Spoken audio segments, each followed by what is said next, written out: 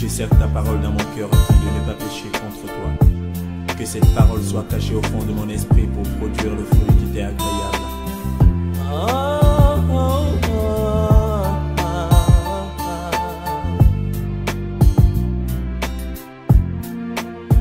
Plus que jamais j'aime ta parole. La préface du grand appel d'Abraham, qui prend en compte les chapitres 11 et le début du chapitre 12 de Genèse. Ici, nous avons effectivement les circonstances qui ont entouré l'appel d'Abraham. Nous avons ici un début de cycle de vie d'Abraham. C'est la première fois que nous voyons qu'un cycle commence. Mais en ce qui concerne Abraham, c'est un cycle d'épreuves. Je disais que c'est un cycle. Pourquoi? Parce que en ce qui concerne Adam, Ève, Noé, nous voyons plutôt quelques récits isolés. La différence entre un cycle et un récit, c'est que le récit peut être intercalé par d'autres personnages qui s'y invitent. Mais en ce qui concerne Abraham, nous voyons là que des événements se succèdent. Il n'y a pas beaucoup qu'on peut décaler. D'accord? Mais c'est un cycle d'épreuves successives. Mais là encore, il y a quelques événements qu'on peut décaler. Et après Abraham, petit à petit, dans les récits, on voit qu'il y a du contenu. Les récits deviennent plus continus en ce qui concerne Isaac et les autres, notamment Jacob. À partir de Jacob, le cycle est beaucoup plus continu, du début jusqu'à la fin. Mais on peut encore avoir quelques ratés. En ce qui concerne toujours préface de la vie, de l'appel d'Abraham, nous voyons Joseph et ses frères, le récit est sans raté, pratiquement. Hein? D'accord? Donc, petit à petit, le livre de la Genèse, le livre de Tolédote, en hébreu, ce livre-là change de genre littéraire, surtout vers la fin, pour se focaliser sur la vie des enfants de Jacob. D'accord? Jacob et sa descendance. Et on a finalement, dans ce livre de Genèse-là, comme une encyclopédie de tous les genres littéraires. Abraham ne change pas beaucoup. Mais Jacob, lui, il change. Alors, j'ai noté à peu près 5 points forts dans la vie d'Abraham, dans cette préface-là. La préface du grand appel d'Abraham. Alors, la première chose que j'ai notée, c'est que l'appel d'Abraham, ce qui lui précède, c'est la construction de la tour de Babel, comme plusieurs d'entre nous l'ont déjà mentionné au début du chapitre 11. Et ce n'est pas pour rien que le chapitre 11 est placé juste avant le chapitre 12, l'appel d'Abraham. C'est placé là comme une contrepartie négative à l'appel d'Abraham. C'est pour dire, voilà ce qui se passait, voilà l'état moral de ceux qui vivaient dans l'environnement d'Abraham, ou, si vous voulez, l'état moral, là où Abraham vit là, l'état moral des gens. Voilà. C'est pas pour rien alors que c'est placé là et il convient de s'y attarder. Alors, ils ont dit, allons, bâtissons une tour. Allons, bâtissons une tour. Nous devons avoir un regard critique. Un regard critique pour dire que déjà, dans Genèse 4, à partir du verset 17, on avait noté que Caïn est le premier qui a construit une ville. OK? Et il a nommé, je crois, la ville là, Enoch, du nom de son fils. Nous avons aussi vu que ce sont les descendants de Caïn qui apportent toutes les innovations techniques. Et aujourd'hui, on parlera d'innovations technologiques. Par exemple, Jabal était un nomade, Jubal était musicien, Tubal-Caïn était forgeron. Et cela s'est vu dans Genèse 4 du verset 20 au verset 22. N'est-ce pas? Alors, la tour de Babel, c'est le symbole de l'empire du roi Nimrod. Le roi Nimrod qui est un descendant de Cush. Vous voyez, Cush qui descend également de Cham.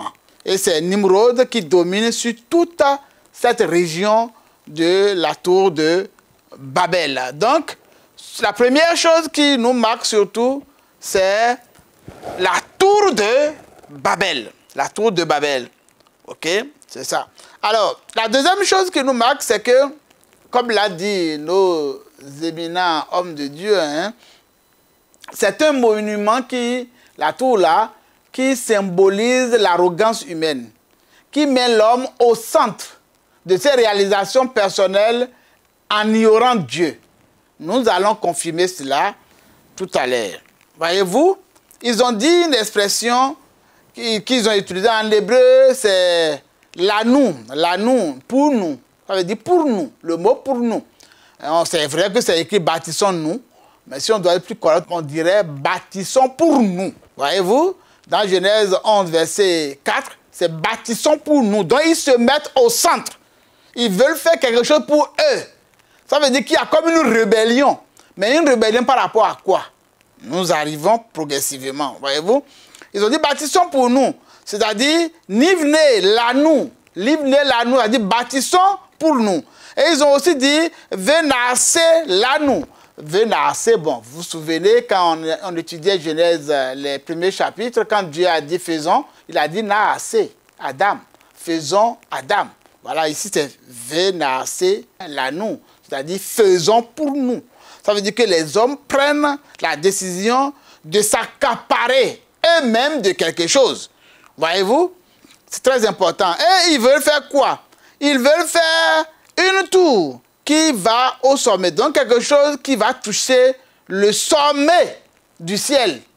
Voilà. C'est écrit Verochou Vashmaïm. Vashmaïm, c'est Shmaïm, c'est le ciel.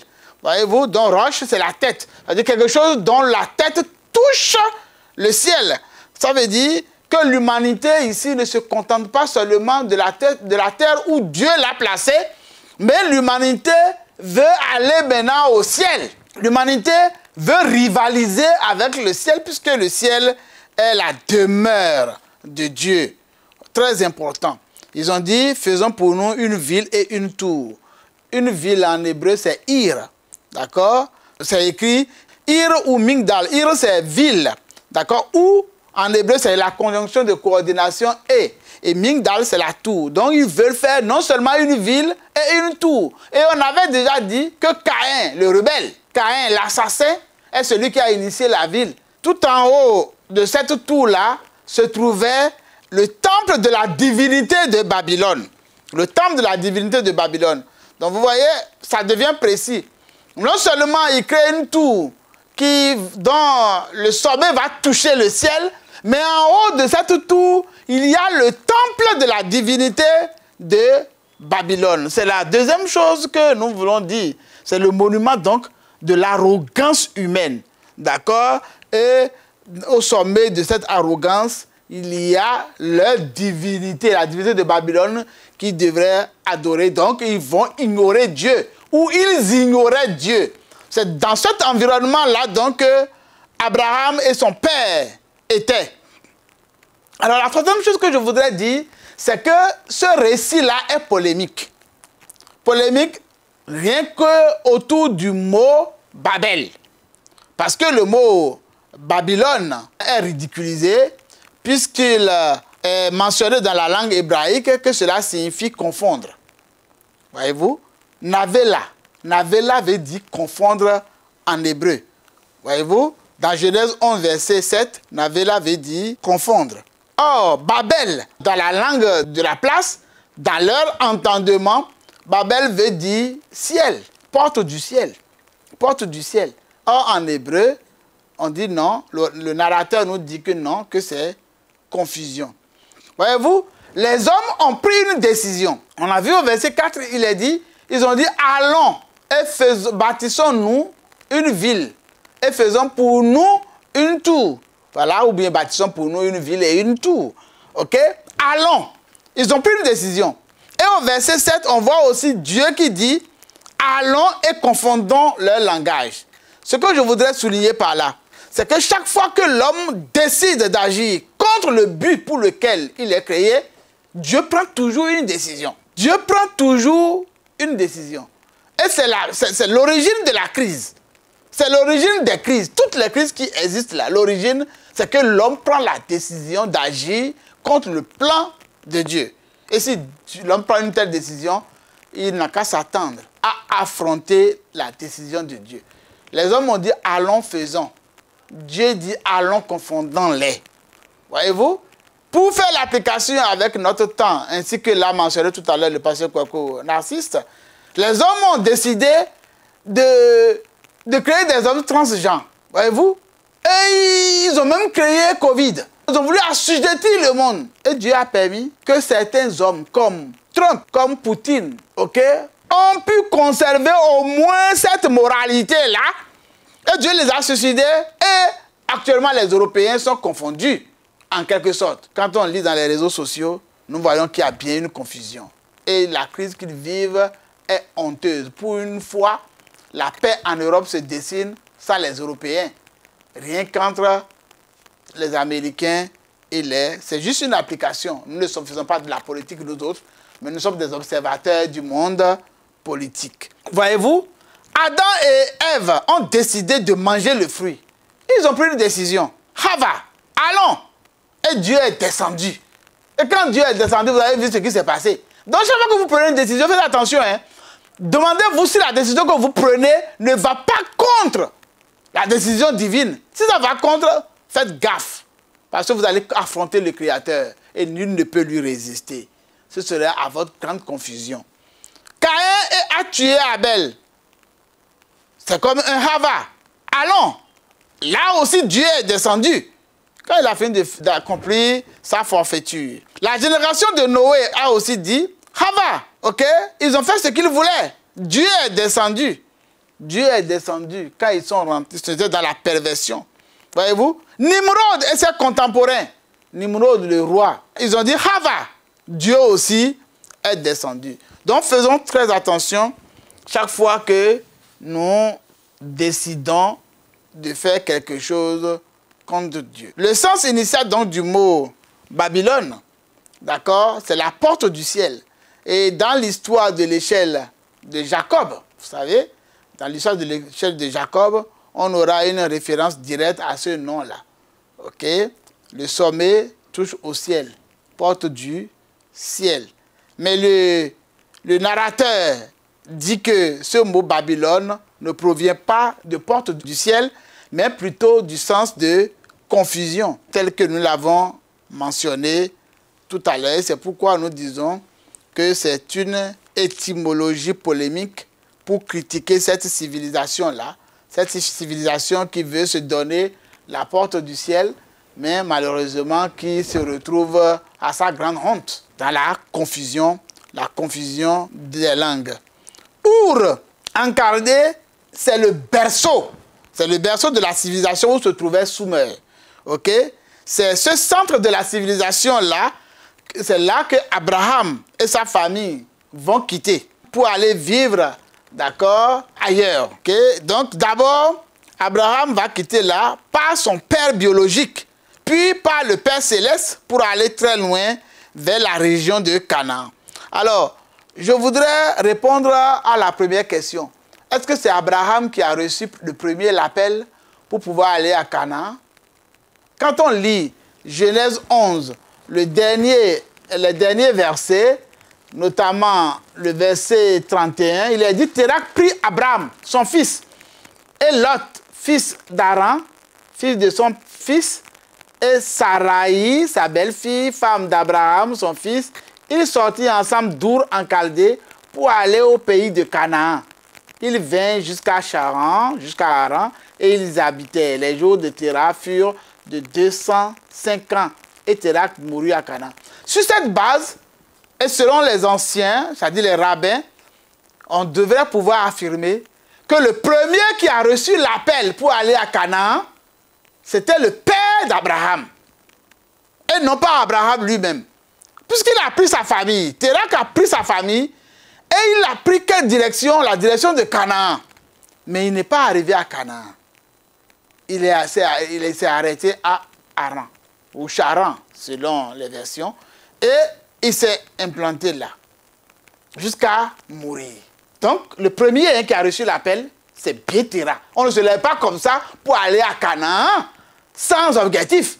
Donc c'est sûr qu'il avait reçu l'appel. On peut donc recevoir un appel et ne pas arriver au bout de la réalisation. On peut.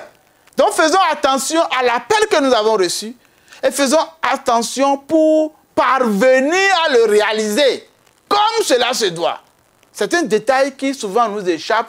Nous pensons que c'est Abraham qui a reçu le premier l'appel. Mais ces versets-là nous témoignent qu'il y a quelqu'un qui a fait le pas vers Canaan, mais qui n'est pas arrivé à Canaan. Nous avons bien commencé. Mais est-ce que nous allons bien terminer? Nous avons bien commencé. Est-ce que nous allons bien terminer? Que Dieu nous aide à pouvoir bien terminer, ainsi que l'a souhaité tout à l'heure notre bien-aimé, le docteur Soukegbe Gérard. Alors, Babylone, porte du ciel, Babel, porte du ciel, selon l'histoire en Orient, mais aussi confusion selon le narrateur. Alors, nous pouvons faire là une petite application. Le mot porte du ciel, tant ambitionné, tant voulu par les contemporains d'Abraham. Ce mot-là, voyez-vous, Jésus va le reprendre plus tard. Mais avant qu'il ne le reprenne, quelqu'un qui s'appelle David va l'incarner. David, ce sont l'écriture de ce mot commence par D et ça finit par D. En grec, le D s'écrit triangle. Et donc ça commence par D et ça finit par un triangle. Ça commence par un triangle, ça finit par un triangle. Et même en hébreu ancien, c'était comme ça. C'est après que ça a bougé un peu, le D c'est Dalet. Et jusqu'à présent, on écrit David avec Dalet, et puis Valve, I, et puis Dalet. Le valve, en hébreu, c'est comme un crochet. C'est-à-dire un crochet qui sert à accrocher, par exemple, un tableau au mur. Ça veut dire que si tu veux vraiment avoir accès à une porte, il faut que ta vie soit accrochée. Voyez-vous, David, le mot D, ou la lettre D, triangle, là, ça veut dire porte en hébreu. Avant, les choses où les animaux s'écrivaient avec des symboles. Et quand on voit triangle, ça veut dire porte. Quand on voit triangle, ça veut dire porte. Et David s'écrit au début avec porte et finit avec porte. Et au milieu, il y a comme un crochet. Il faut s'accrocher à ces deux portes. Et quand vous prenez les deux triangles de David qui encadrent le nom David, et que vous inversez l'un des triangles pour vous les croiser, ça donne l'étoile de David qui est comme un bouclier solide. Donc David est une référence solide, le vainqueur des Juifs, qui incarne vraiment la porte. Et vous verrez que le descendant célèbre de David, il s'appelle Jésus-Christ. Et il dira dans Jean 10, verset 9, « Je suis la porte. » Si quelqu'un entre par moi, il entrera et il sortira et il trouvera du pâturage. Il entrera par un dalet, un D, un triangle, et il sortira par un dalet, un triangle, et il trouvera du pâturage. Ce n'est pas gratuit quand Jésus dit « je suis la porte ». La porte de quoi? La porte du ciel. Donc si quelqu'un veut aller au ciel, il ne faut pas aller ailleurs. Il faut accrocher ta vie à l'illustre descendant d'Abraham, à l'illustre descendant de David, dont le nom contient deux mots porte. Et Jésus est venu dire, avant qu'Abraham ne fût, je suis. Et comment David lui-même peut dire, s'il précédait Jésus, mon Seigneur a dit à mon Seigneur, assis-toi à ma droite jusqu'à la fin, jusqu'à ce que je fasse de tes ennemis mon marchepied. Voyez-vous, Jésus est la porte. Et David, dont le nom est encadré par deux dalettes, deux triangles, deux portes, préfigurait, bien sûr, l'arrivée de Jésus. Jusqu'à présent, si mon souvenir est bon, dans le drapeau d'Israël, vous verrez l'étoile de David, qui incarne les deux triangles et qui disent clairement son nom. Voilà la petite application qu'on pourrait faire. Alors, la quatrième chose que je voudrais dire par rapport au nom, parce que les citoyens, les contemporains d'Abraham on dit, faisons-nous un nom. Ils veulent se faire un nom. Alors, le mot nom en hébreu, c'est Sem. OK? Et ça désigne généralement la postérité, c'est-à-dire la descendance. Dans la sémantique biblique, faire le nom, c'est assurer la descendance. Cela désigne la stabilité. Et ne pas être dispersé comme dans Genèse 11, verset 4, comme dans Genèse 11, oui, verset 4. Et Dieu est venu confondre ça, n'est-ce pas? Dieu promet à Abraham de rendre son nom grand et de lui donner une terre. Alors, je voudrais insister là-dessus pour dire que ce que Dieu a promis à Abraham, c'est une terre, une postérité, dont des enfants. Et que toutes les familles de la terre seront bénies en lui. Voilà la promesse. Tous ceux qui croient, comme Abraham, tous ceux qui ont pour père Abraham, père de la foi, père dans la foi, Abraham, tous ceux-là devraient ne viser que les promesses faites à Abraham et pas autre chose. Donc aujourd'hui, les prédicateurs qui prêchent autre chose, qui prêchent la prospérité, ils se trompent et ils trompent l'humanité. Ce que Dieu a promis, c'est une terre. Il a promis aussi de rendre le nom grand. Et il nous a promis d'être bénis dans le nom d'Abraham, dans la postérité d'Abraham. Ça, c'était un détail important. L'autre chose que je voudrais dire, c'est que le troisième fils de Noé s'appelait Sem. Et ce Sem-là, c'est lui que son père a béni. Vous vous souvenez, lorsqu'il y a eu l'affaire de vin, de nudité couverte par Sem, dans Genèse 9, versets 26 à 27, son papa a dit, « Béni soit l'Éternel, Dieu de Sem, et que Canaan soit leur esclave, que Dieu étende possession de Japheth, qu'il habite dans les tentes de Sem, et que Canaan soit leur esclave. » Vous voyez, ici, Noé a béni le Dieu de Sem. Il n'a pas béni Sem seul, hein, mais il bénit Sem avec son Dieu. Ça veut dire que Sem doit être entremêlé avec Dieu. Il doit être entremêlé avec Dieu.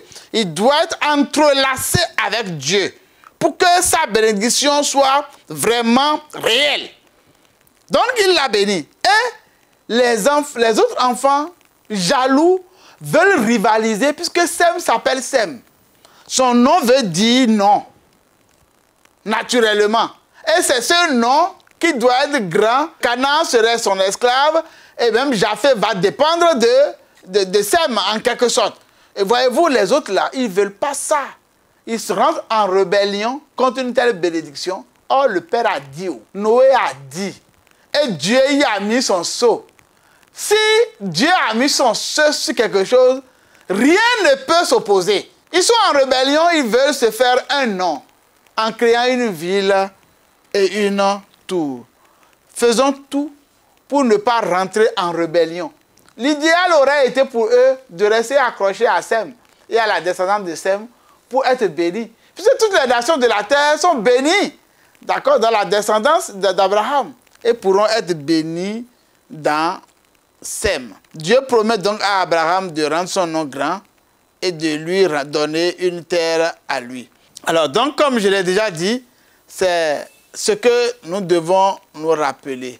Le sens initial du mot Babylone, comme souligné tout à l'heure, le sens initial, c'est la porte du ciel. Nous trouvons là deux formes d'universalité, hein, ou universalisme. Nous trouvons l'universalité de Babel, d'accord, et nous trouvons aussi l'universalité de Sem, d'accord, avec Abraham qui est mis à part. Et je crois que le pasteur Bonougan nous a dit tout à l'heure que Abraham, ça vient de Av, d'abord qui veut dire père, et Ram qui veut dire élevé, donc Abraham, père élevé.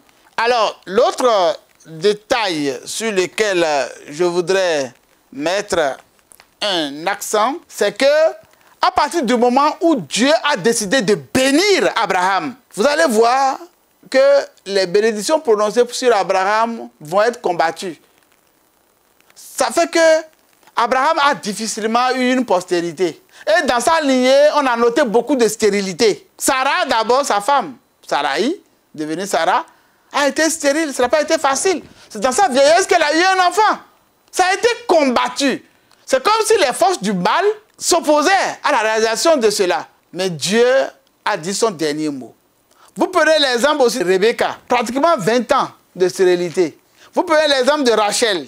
Ça n'a pas été facile. C'est pour dire qu'il n'y a pas eu de prolongement naturel dans la descendance. Il a fallu toujours un miracle de Dieu. Et jusqu'à présent, la terre promise à Abraham et sa descendance Canaan, là, vous voyez que c'est source de conflit. Il y a des guerres. Mais Dieu aura le dernier mot. Puisque Jésus reviendra et il va certainement leur donner totalement la victoire. Alors je m'en vais finir avec ce dernier point. Que faire pour être béni de la bénédiction d'Abraham? Il y a deux choses. La première chose, c'est qu'Abraham lui-même, là, on lui a dit « Lech lecha ». « Lech lecha », ce qui veut dire « Lève-toi et va ». Lève-toi et va. Et Abraham s'est levé et il est parti dans la terre promise. Alors, Lech lecha, vous voyez, c'est encore ici un infinitif tautologique, comme nous l'avons déjà souligné. Et nous avons dit que quand il y a un infinitif tautologique, c'est le même mot qui se répète, Lech lecha, hein, lève-toi et va, ça veut dire tu dois absolument y aller. Tu dois certainement y aller. Tu dois décider d'aller. D'accord? Donc, c'est d'abord une expression courtoise, le lecha, mais répéter, ça veut dire que tu ne devrais pas faire autre chose. C'est avec une insistance.